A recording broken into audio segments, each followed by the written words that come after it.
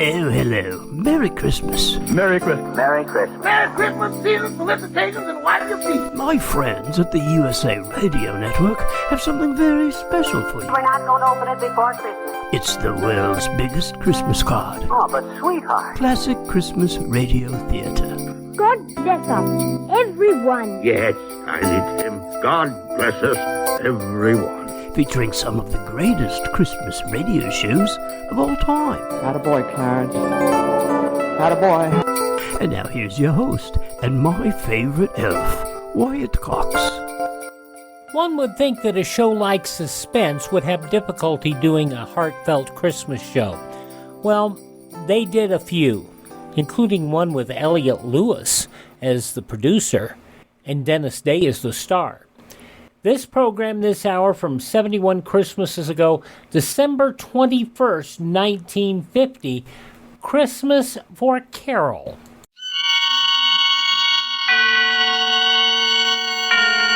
Autolite and its 96,000 dealers present Suspense. Tonight, Autolite brings you Christmas for Carole, a suspense play starring Mr. Dennis Day.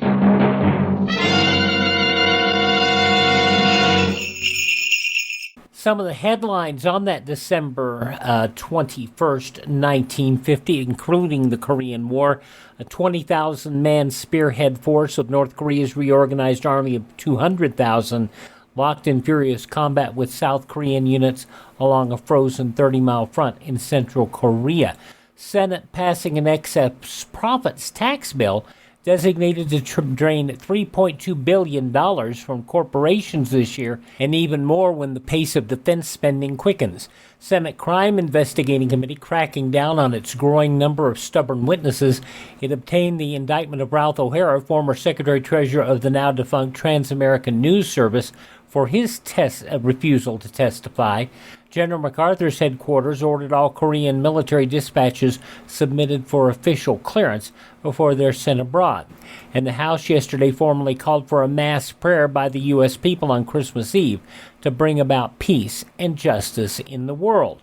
Those some of the news stories of Thursday, December 21st, 1950, we'll get to Suspense next on this edition of Classic Christmas Radio Theater. Now on Classic Christmas Radio Theater, we go back to Thursday, December 21st, 1950, and Suspense. And now, with Christmas for Carole and the performance of Dennis Day, Autolite hopes once again to keep you in suspense.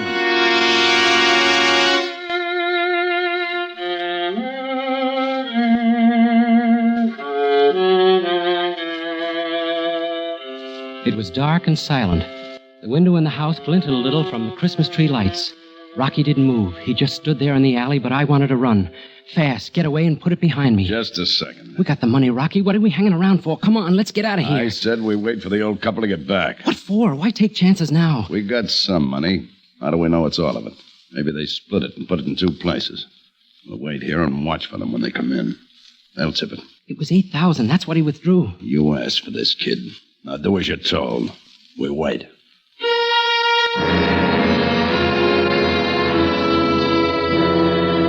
I couldn't help being scared. This was my first job, my first and last. I just wanted that money.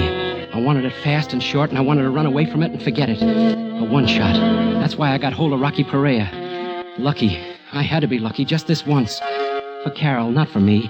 It was for Carole. Nothing else I cared about, see? It didn't seem possible now that 3 days ago I hadn't known Rocky, hadn't needed him.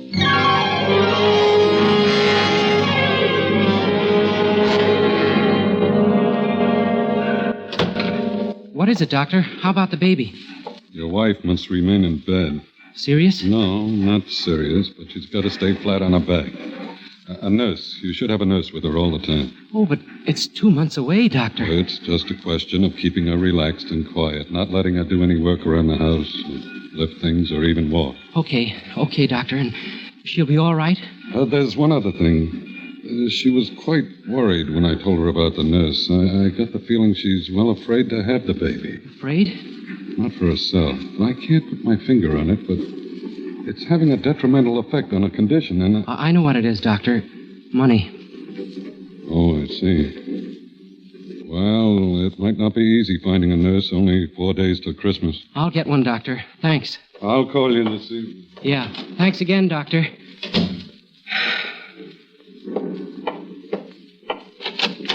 Paul, Sweetheart, it'll be all right. I'm going to get the nurse to take care of you. I'll be able to get up and around in a day or two. Not if you want that, son. The doc said everything will be all right if you take it easy, and you're going to take it easy. But a nurse... Look, I've got to get back to the bank. I'm only on my lunch hour, sweetheart. I'll make a few calls from there, and tonight we'll pick out the nurse. How much do they charge? What's the difference? How much, Paul? It's a lot of money, I know. 50, 60 a week. We'll make out all right now. There's nothing to worry about. Oh, Paul. This was going to be a happy Christmas now. Yeah, a happy Christmas in this dump. It's funny, Paul. $50 a week for a nurse. For another 2 months. It's funny. You make $48.50 at the bank. We'll have to pay the nurse more money than you earn.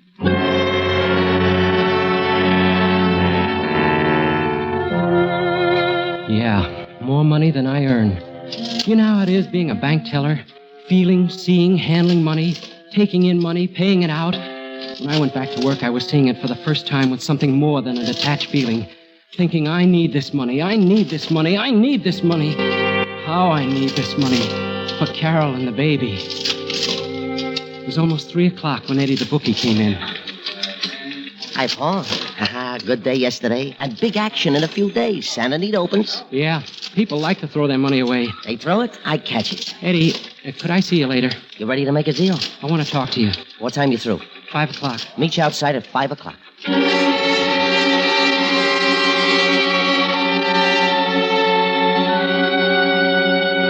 Eddie Garth, bookie.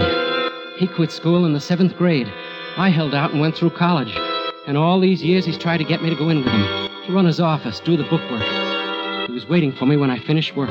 We went to a coffee shop and sat down. And all around us the loudspeakers reminding me what a happy Christmas it was. How's Carole, Paul? Not so good, Eddie. That's what I want to talk to you about. Nah, no more loans, Paul. You need money? Come with me. Don't you ever give up. What's so good at the bank? $25 for a Christmas bonus? Look, Eddie... Come in with me, now. With Santa Anita opening. I can work the outside, get new accounts. Eddie... And I'll give you 10% of those accounts, Paul. But I won't lend you the money. I'd be a sucker to lend it to you. I'll give it to you if you come in, but I won't lend you anymore. Okay, Eddie. Forget it. I'll get it some other way. I don't get it. What's wrong with my deal? Look, Eddie, how many times have you been rousted by the Vice Squad? Plenty. Well, and every time they book you and they fingerprint you and take your picture. So what? They never have anything on me. It's on your record, Eddie, as long as you live. Ah. Sure, I need money. Maybe I'm getting close to the time when I'm not too choosy about the way I get it. But it won't be your way. What are you talking about? If I ever break the law, it's going to be with the right guy and it's going to be the right job. Now, you're dreaming, Paul. You'll still be in that cage 10 years from now. I'd hit and run. One job with enough out of it to make it worthwhile. That's the way to be, Eddie. A one shot. There is no such thing, Paul. You do something like that, you're stuck in it. And you're worse off than if you came with me. Think about it, Paul.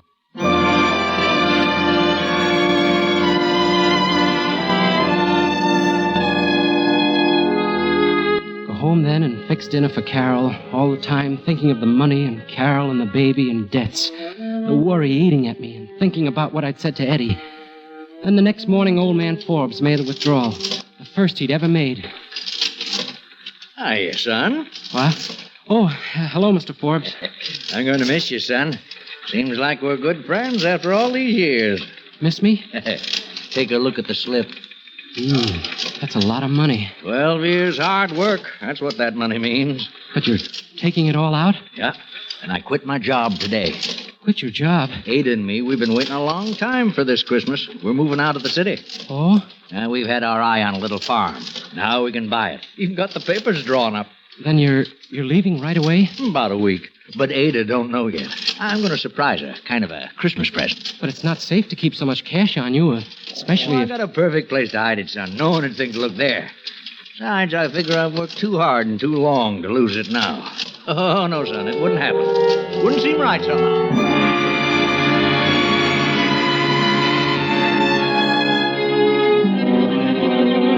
It stayed with me and it grew. Like like a wheel spinning, gaining momentum. This could be the right job. $8,000, enough for that single shot. It stayed with me, all the time growing.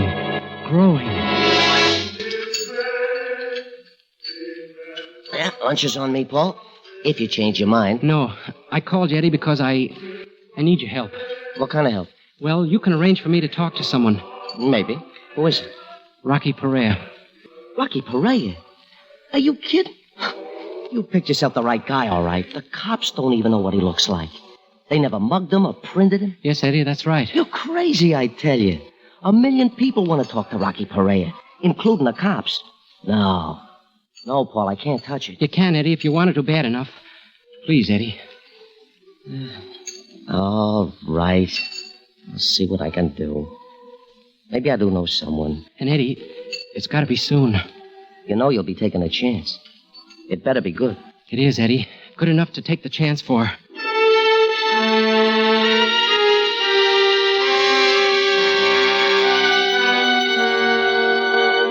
That was 2 days ago, and this morning Eddie came through. A certain friend, Rocky's only outside contact, told him to keep an eye on a house on Hoover Street.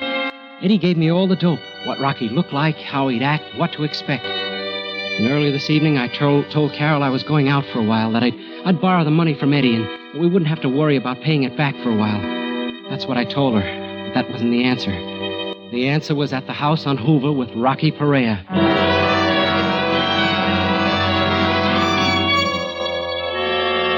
I waited there, hidden in the dark corner behind the incinerator. I kept thinking, making excuses. It wasn't up to me anymore. There wasn't any other choice. I needed money desperately.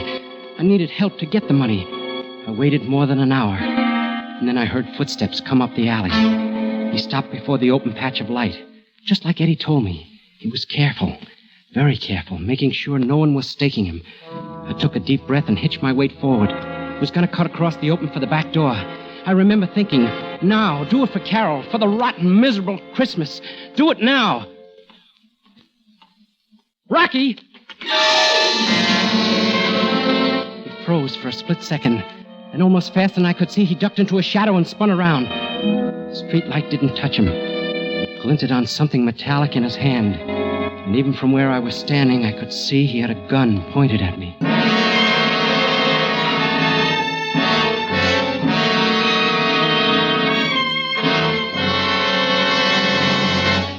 Rocky, don't shoot. It was a good thing I'd said it. His gun was aiming front and center. He crouched there looking at me, his eyes flat and hard, then his voice deep and tight and deadly. Who are you? I'm not a cop, Rocky. Come close so I can see you better. Sure, Rocky. I just want to talk to you. You call me Rocky. You been talking to anyone? I've been watching you. I know you're Rocky Perea. You've been watching me? What for? You're wanted, Rocky, and you need money. Who are you? Where'd you come from? That doesn't matter, Rocky. This is a business deal. I figured it out very carefully. You need money, well, so do I. And I got a way to get it. Just like that, eh? And, Rocky, I'm not staying. This is a one-shot deal. A one-shot? There's no such thing. That's the way it's got to be. We do this job together and we're through. We never see each other again. I sure ain't gonna go looking for you. But you won't quit. Not if it comes off easy. I'll quit, Rocky. What's in this for me? Half. $4,000. Huh.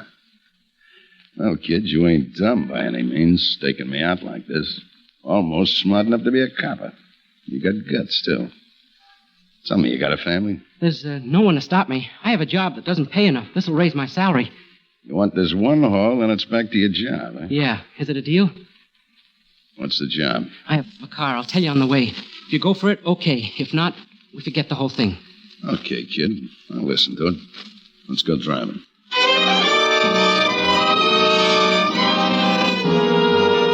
I told him what I'd planned and why I needed him, and he agreed to come with me. We drove to the Forbes' house. It was a small and old house, just big enough for the two of them. I drove down to the corner and parked, and we started back. Lucky there's no one on the street. Let's go up the alley. Yeah, Rocky. There's the back door. Look, no lights. They're not home. That makes it a cinch. Okay, go on, take it. It's your baby. Rocky, I'll have to break a window. Yeah. You want me to hold your hand? I'll wrap my jacket around my fist. That'll keep the noise down. Why don't you write me a book? Okay, I'm going.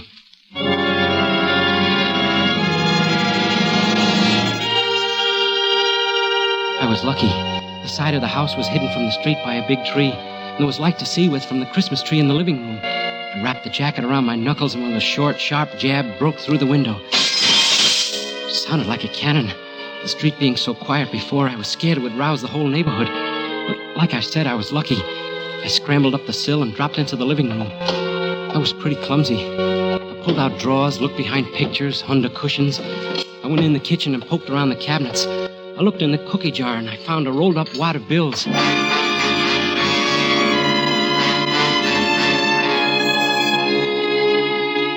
It was money, all right, but only $40. The old lady's secret treasure. I put it back and went into the living room again. Looking around, nervous, I stumbled on the Christmas tree and knocked it over. And then I remembered what the old man had said. A Christmas present for his wife. And I knew it was somewhere on that tree. There were Christmas stockings and favors and little red boots in and around the tinsel and the lighted bulbs. And I found the $8,000 hidden deep in one of the stockings. Got it, Rocky. Let me see it. It's there, Rocky. It's all there. Yeah, $8,000. I guess I'll hold it. Come on, let's go. Take it easy. We're going to stick around for a while. Stick around? What for? Well, we got some money. How do we know it's all of it? Maybe they split it and put it in two places. We'll wait here and watch when they come in. They'll tip it. It was $8,000. That's what he withdrew. You asked for this, kid. Now do as you're told. We'll wait. I couldn't help being scared. My first job. My first and last. A one-shot. I wanted to get away fast, run, and put it behind me. But Rocky just stood there, like he didn't have a worry in the world. Listen, kid. They're ringing for us. They're wishing us a Merry Christmas. Wait. There they are. They're unlocking the door. You know, Harvey, the Christmas services were so beautiful. Sure were. This year in particular. Harvey, Huh? look, the tree. Someone's been in here. A burglar. Burglar? Oh, my cookie jar. I've got my house money hidden there.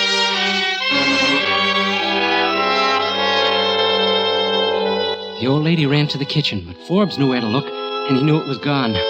Rocky was grinning, his face lit up like floodlights. Let's go, Rocky. We've seen enough. No, hold on a minute. It's all here, Harvey. I wonder what he was after. Ada, it's gone. All the money. All what money? $8,000. I took it all out of the bank. Ada, I quit my job. It was going to be a surprise. No. Every penny we had in the world. Oh, Harvey. All that money. No. It'll be all right, Ada. Oh, 12 years you worked so we could have something. Well, I can keep on working, Ada. I'll do it all over again. Oh, you can't work anymore. The doctor. Oh, what's a person to believe? You work so hard and we do without things for 12 long years, and for what? In 1 minute, some good-for-nothing hoodlum takes it all away from us.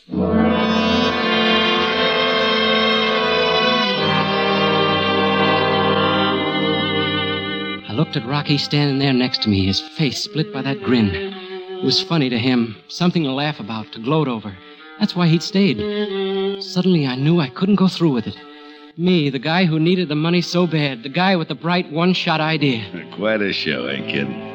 Come on, let's go. He moved off a few steps, but I just stood there, knowing what I was going to do. Come on, I said, let's go. Knowing what I was going to do. No, Rocky, we're not going. Huh? I said we're not going, and neither is the money. What's that? Don't, Rocky. I've got a gun, too. What's got into you? I'm going to give that money back, Rocky. I can't stomach this. Give it back. You're crazy. No, Rocky, I just didn't see deep enough. Old people like this. This was your idea. I ain't responsible for it. I know, Rocky, but I can make it right. Suppose I don't give you the money. Then I'll kill you, Rocky. Okay, kid. You got the gun.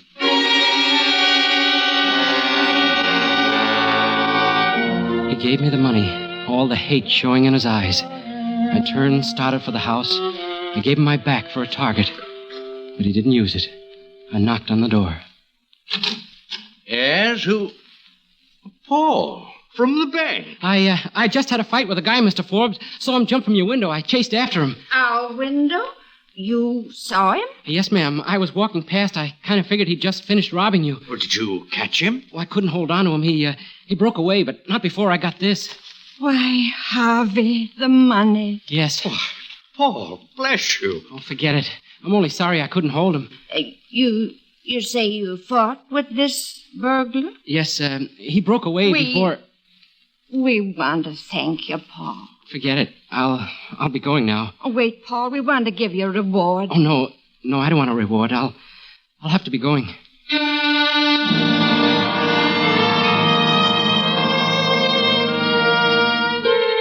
I stopped there on the porch for a minute, afraid to go back to Rocky. Suddenly terribly afraid of what he'd do to me.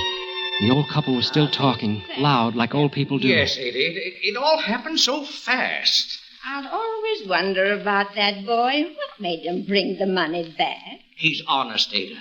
I know him from the bank. Oh, fiddlesticks, Harvey. He didn't fight with anyone. What do you mean, Ada? Well, his clothes, why, the whole story he told us. Your young friend took the money in the first place. Ada, I believe you're right. Of course I'm right. Now, what on earth made him change his mind like that? It's Christmas, Ada. Merry Christmas. Dennis Day starring in Christmas for Carole, Suspense, December 21st, 1950, on Classic Christmas Radio Theater. Here's a great thing to consider doing right now before the end of the year. Call Medishare and find out just how much you would save by switching to Medishare, the affordable alternative to health insurance. When you call, you'll get some good news and probably be very happily surprised, too. The typical family saves $500 a month, but you might save even more. It's so worth it to at least find out. And you'll see why more than 400,000 people are already members. Medishare is a Christian community that's shared more than $4 billion in each other's healthcare costs. It really is remarkable, and they're very easy to talk to. And here's the thing. If you join before the end of the year, they'll waive your new member fee. That's another $170 you'll save. I'll give you the number here in a second. The call, and you'll get a price within 2 minutes. And again, the deadline is December 31st, so call now. You'll save even more. Call 833-34-BIBLE. That's 833-34-BIBLE. 833-34-BIBLE.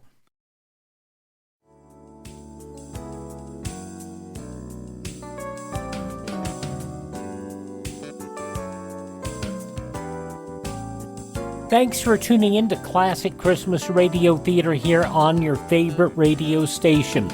We're listening to a very dramatic presentation, Dennis Day, in Christmas for Carole, an episode of Suspense, December 21st, 1950, from 71 Christmases ago. Of course, Dennis, probably best known for the silly parts he's done, and the fact that he is an amazing mimic. But a lot of people didn't know that he had a dramatic side to him. And we're listening to that, and we'll hear the conclusion of Suspense from 71 Christmases ago. But first, this quick message here on Classic Christmas Radio Theater. Now on Classic Christmas Radio Theater, the conclusion of Suspense, Christmas for Carole, starring Dennis Day, from 71 years ago, December 21st, 1950.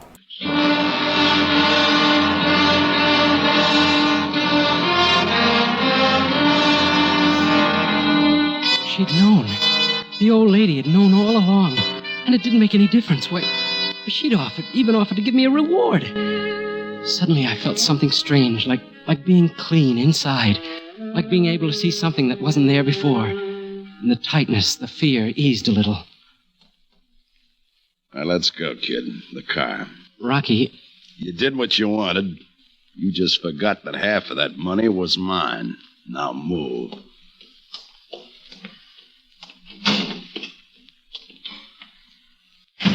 Get it moving.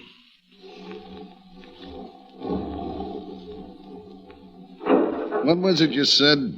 You need me, Rocky. You're hot. Rocky, I made a mistake. I want to team up with you, Rocky. You need money. I got away. I was wrong. Maybe the next job you won't get soft in the head. There's not going to be a next one, Rocky. I'm through. Through?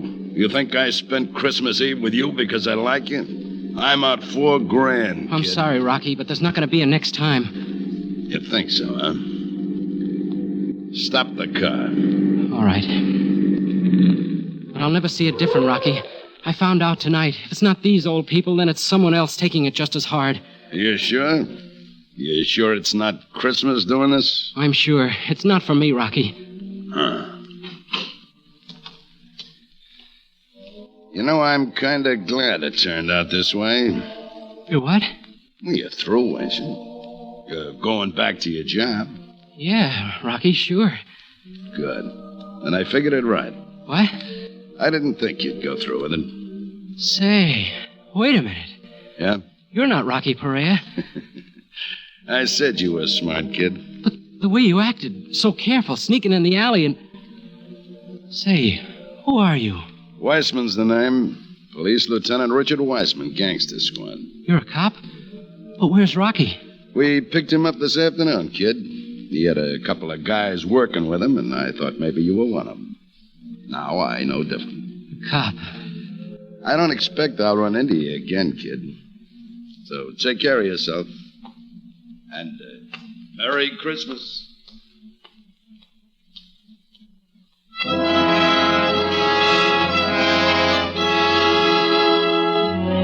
Lucky. All the breaks. But I was no better off than this morning. There was still money, 2 months paying the nurse. There was still the worry for Carole. Oh, Mr. Shane, we've been expecting you. Congratulations. Doctor, what's the matter? Why? Oh, nothing's wrong, quite the contrary. Your wife just had a baby. Baby? Carole? Oh, she's perfectly all right. So is your daughter. Carole. Oh, Carole, darling. Are you all right? Hello, sweetheart. I'm fine. Carole, is... We won't have to borrow the money now, Paul. It's turned out for the best after all. Oh, darling. And it always will, my dear. We have so much, you and I. We have each other. And now we've got a daughter. A fine, healthy little girl. The rest will come, Paul.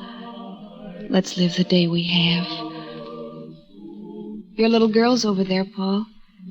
Tell her we're very, very happy she's in the family. And wish her a Merry Christmas.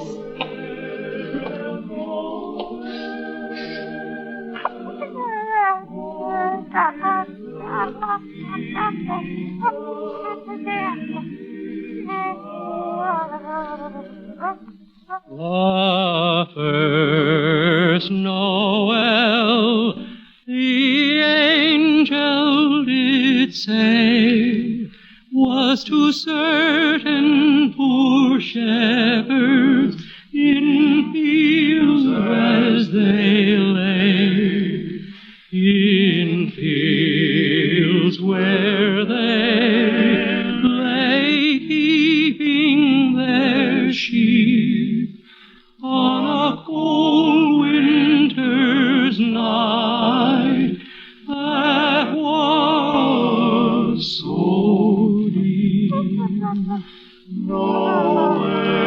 Look, Carole, look. She's smiling.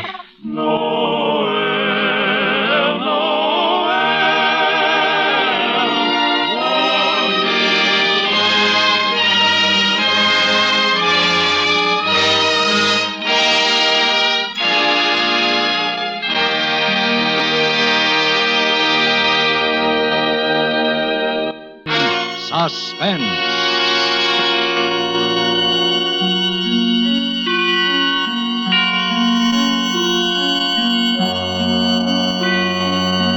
Suspense is produced and directed by Elliott Lewis, with music composed by Lucien Moraweck and conducted by Lud Gluskin. Christmas for Carole was written for Suspense by David Friedman. Dennis Day appears through arrangement with Colgate-Palmolive Peat Company and may be heard on his own program, A Day in the Life of Dennis Day. And remember, next week on Suspense, Mr. Cornell Wilde in A Ring for Maria.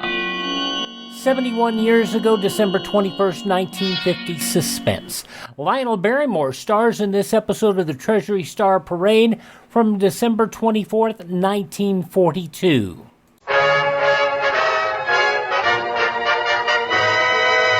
The Treasury Star Parade. Produced under the personal direction of William A. Beecher, with David Broekman in his orchestra, Frederick March, J. Donald Wilson, and Lionel Barrymore, and Noel Houston and Joseph Roscoe's version of A Modern Scrooge. Frederick March, ladies and gentlemen, in another of the programs brought to you by the Treasury Department. How many of you remember Dickens' A Christmas Carol? You all do, of course. Well, today we've got a story for you that's a little reminiscent of it. Our central character is old Jebb Creeker, the biggest grouch in Mohawk, a Scrooge, skinflint. In short, a trying neighbor. I am what I am, the biggest tire dealer this side of Glen Cove Springs. And by my own effort. Jebb never married, of course. Women? He had his own ideas about them. Ain't worth the keep, if you want to know my opinion. Twilight baseball? I voted against it, and by gad, I'll do it again. Mrs. Appleby's dog? Ought to lock him up. Muzzle won't do. I'll go to court about that. And as to war bonds, well, just listen. Pete Brady, the postmaster, was incautious enough to mention the matter while Jebb was stopping by for his mail one day. Now, you mind your own business, Pete Brady, and let me take care of mine. All right, Jebb. Consider I never mentioned it. Just asked because, well, you're about the only one in town hasn't. Now take Jim Millock here. Just bought his fifth. 6 feet. Darn good items to collect these days. Best investment in the world. Loosen up, Jebb. You can afford it. Buy and sell the town if you want to. You keep out of this, Jim Millock. Let you know what I can afford. How'd you like to be in tires? Priorities. Lord. Besides, I didn't ask for this war. Didn't any of us ask for it, Jebb. But I reckon we better have the answer for it. Only takes $18.75 for a war bond, Jebb. Only? That'll buy a lot of things Uncle Sam's needing mighty bad. Such as? Well, such as army shoes and socks, I reckon. Warm gloves, maybe. Machine gun cartridges. Buy all that for who? Some soldier. Maybe for your own nephew, Pearlie, Jebb. Now, you leave my nephew out of this. The less said about that scamp, the better. And since you're so smart, I'll tell you something else. $18.75 will buy. It'll pay my grocery bill for a month. It'll buy me a new drain pipe for the house, 2 tons of coal, 3 pairs of shoes, new upper teeth. War bond. All the way home, Jebb kept muttering to himself. And when he got home, he was still boiling. He sank wearily into a parlor chair and talked a blue streak to himself. You see, Jebb lived alone. He ate alone, slept alone, planned alone, and talked to himself. My nephew, Pearlie. If David hadn't been so free with his money, he wouldn't have left Pearlie without no money when he died. None of my responsibility. Only $18.75. Only. And that's the way the evening went. Outside, a storm was coming up, and Jebb Creeker prepared to go to bed. He put on his nightshirt, turned down the covers. But before he turned out the light, he did a strange thing. He counted out $18.75 from his wallet, laid it on his night table, and stared at it intently, grumbling all the while. Only. That's a heap of money. There was a distant rumble of thunder. Jebb shivered, turned off the light, climbed into his creaky bed. Sure. Another thing, $18.75 would buy a new set of springs for this bed. With that, Jebb Creeker was off to sleep and his dreams. But Jebb had eaten cucumbers for supper, and they never did agree with him. Priorities. Pearlie. Creeker. Jebb Creeker. Huh? What's that? Must be dreaming. There isn't much time. There isn't much time. Who's in this room? Who are you? It must be the wind. No time. No time. No time. Say, who are you? Why do you keep on saying that? Don't you know me, Jebb? No. Don't you recognize me, Jebb? Merciful. You look like... Yes, I am. No. You can't be. Not David. Yes, David. Your brother, David. But you're dead. You can't come back like this, David. It's indecent. 13 years. I had to come back, Jebb. My boy, Pearlie. Yes. A fine lad. A fine lad. You didn't take care of him, even though you gave me your solemn promise on my deathbed. Davy, listen to me now, please. Don't be hard on me, Davy. You know I ain't got much. The priorities and all got me. Don't come near me, Davy. Don't you touch me. Get away from that table. Leave my money alone. You didn't do right by my boy, Pearlie. What's all this got to do with my $18.75? What's one thing got to do with... Everything, Jebb. Everything. Hey, come back here with that money. Come back here. There's no time. No time. Help! Help, please! suit scrambled out of his bed after the strange apparition, out of the window and into the night. Stuffy! Stuffy!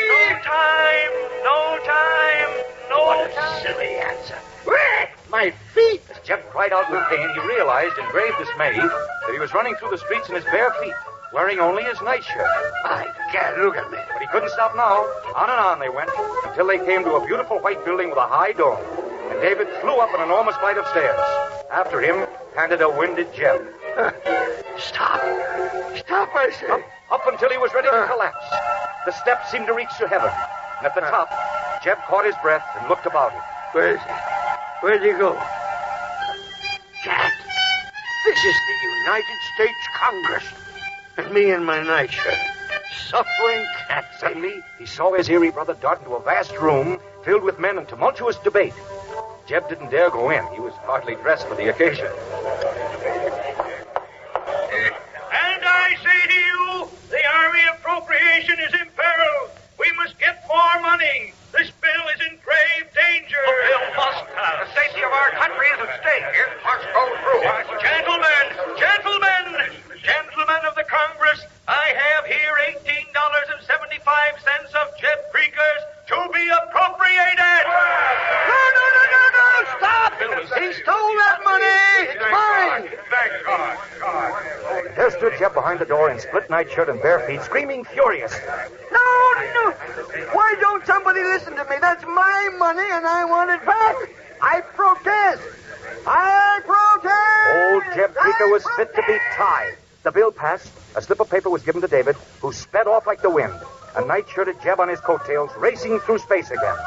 David, wait! On and on until finally they arrived at a huge, unlighted building, a silent, sprawling giant. David raced silently through the high gates. By the time a weary Jebb entered, the building was suddenly ablaze with lights, and the voice of the foreman could be heard shouting excitedly to his men. All right, boys. Messengers just arrived from Congress. The new appropriation's been passed. Speed her up. We've got to turn out cartridges, and how? Percussion cap, powder igniters. Speed her up. Hurry, it's getting late. David, why do you do this to me? Product drop, shalloon bag, belt wire. Speed her up. David, I admit it. I did neglect Fairly, but I ain't got much priorities, no. Hurry, it's late. Lubricating lead. Brass case. Hurry, foreman, hurry. There isn't much time. Okay, here's the first box of cartridges just off the assembly line. It's yours. No, don't take it. That's my money. He stole it. But off again flew the ghost that was David, with a desperate Jebb at his heels. And they seemed to be flying right into the storm. On and on they raced. And soon a heavy mist appeared. And then it turned to dust and smoke. And the earth became charred, and barbed wire was everywhere. And suddenly, there was a whistling sound, a roar, and the world around them exploded in an inferno of cannon and machine gun fire. Hurley! David! Not too late. This is a battlefield. Well, what are we doing here in my nightshirt? For God's sake, answer me. Hey, you guys back there! Hurry up with those cartridges! Who is that? What's keeping you? Bring up those bullets! I know that voice. Who is it? Look, over there, Jim. See that machine gun nest? Those dead bodies lying around? And look, that gunner, all alone. His machine gun empty. What is it? It's Pearly! It's Pearly! Hurry up with that ammunition! They're coming at me with bayonets! I can't stop without ammunition! He's calling for bullets, man alive. Why didn't you take him the bullets? I haven't got any bullets. Yes, you have right in that box. Not anymore, Jebb. Look. Money. Your money. Greenback. Yours. Silver. Yours. 1875. Take it. Hurry! But I don't want the money here. Take it and give me the bullets. I'm sorry, Jebb. Money can't buy bullets on a battlefield. Hurry! For God's sake, hurry! But we can't stand here and watch him die, Davy. He's your son. He's my own flesh and blood. He can't fight without bullets. Even if we had him, who'd take them to him? I would. I'd crawl to him. Yes, I would. I'll crawl to him. Then, whichever you want most, you'll find in that box, Jebb Creeker. Goodbye. No, don't go, Davy. Don't go and leave me here alone in this. For God's sake, bullets. hurry up with that ammunition. Hold on, Pearly. Hold on. I'm coming, boy. Somebody bring me the ammunition. I'm bringing you your cartridges.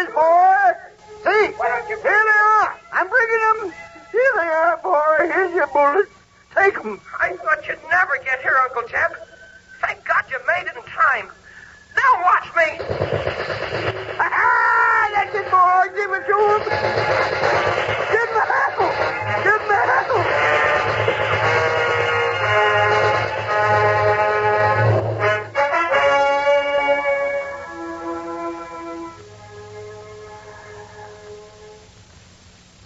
Any mail for me this morning, Pete? Well, let's see, Jim. Millock. No, not a thing. Morning, Jebb Creeker. Morning, Jebb. Morning. Looking kind of peaky, Jebb. Have a bad night? Yeah, something I had, I guess. Pete, here's a package I want to send out to my nephew, Pearlie. Some warm gloves and socks and such. Why, Jebb. Oh, what in thunder you gaping at? Can't I look out for my own kith and kin without you gawking? I want you to fix me up about $500 worth of them war bonds. 500? And look here. Don't you go telling everybody I gone soft. This is strictly a present from my nephew, Pearlie. I'm still keeping my money in the family. You never said truer words, Jebb. It's being kept in the family.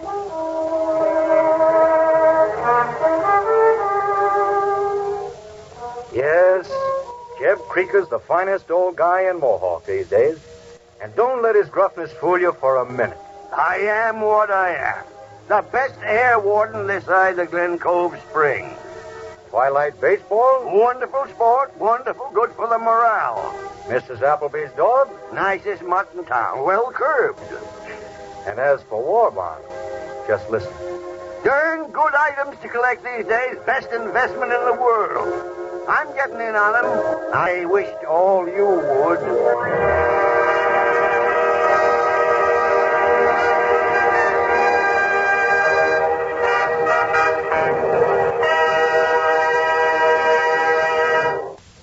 Yes, the purchase of war bonds has become the most important objective in the life of Jebb Creeker and millions of other Americans who are now investing at least 10% or more of their total incomes in war bonds and stamps. 10% or more of your income invested in war bonds and stamps is your personal quota. Put your fighting dollars out there on the battlefront beside our fighting men.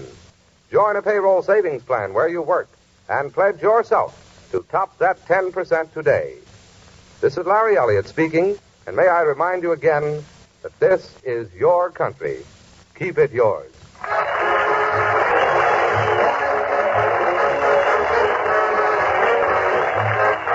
United States Treasury Department thanks the distinguished artists who gave their talents to this performance. Mr. Frederick March, Mr. Lionel Barrymore, the Hollywood Victory Committee, through whose courtesy these appearances are made possible, and this station for the use of its facilities. The orchestra and chorus were under the direction of David Broekman, production by William A. Bacher. This is Paul Douglas speaking.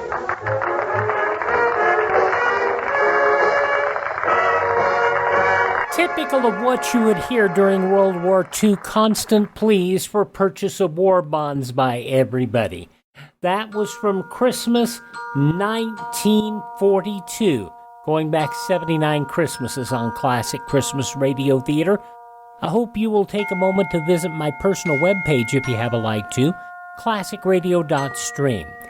And for many stations, we have another hour straight ahead here of Classic Christmas Radio Theater. If you're with us, we look forward to the pleasure of your company. If you leave us at this time, please accept our warmest wishes for a very Merry Christmas and a happy and prosperous 2022.